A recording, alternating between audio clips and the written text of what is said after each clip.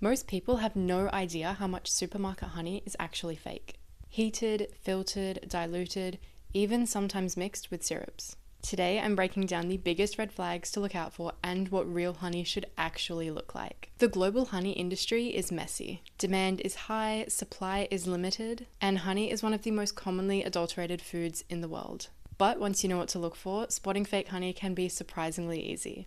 If the price seems too good to be true, it usually is. Real honey is expensive to produce. Cheap honey is almost always diluted or blended with syrups.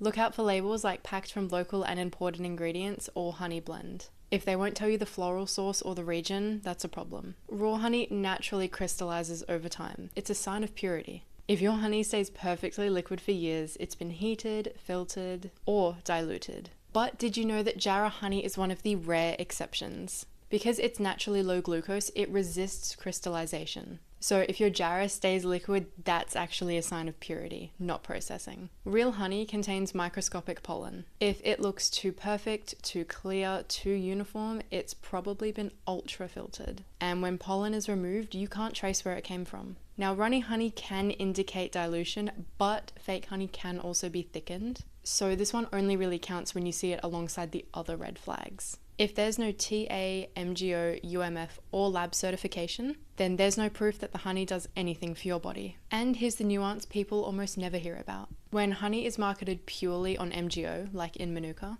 it's important to understand what that number actually represents. MGO is a highly reactive compound, and at elevated levels, it can accelerate the formation of AGEs, or advanced glycation end products. AGEs form when sugars bind to proteins or fats in the body. They're associated with things like cellular stress, inflammation, impaired tissue repair, and biological pathways linked to diabetic complications or neurodegenerative decline. MGO-heavy honeys like Manuka are built around a singular reactive molecule. TA-active honeys like Kura's Jarrah and Marri offer safer, more complete alternatives with broad-spectrum antimicrobial potency because they rely on the honey's natural enzymatic activity, not a single volatile compound. Choose the honey that's raw, rare, clinically tested, and actually does something for your body. Tap follow, subscribe, and step into a smarter kind of wellness. Visit kurahoney.com to try your first jar at $10 off.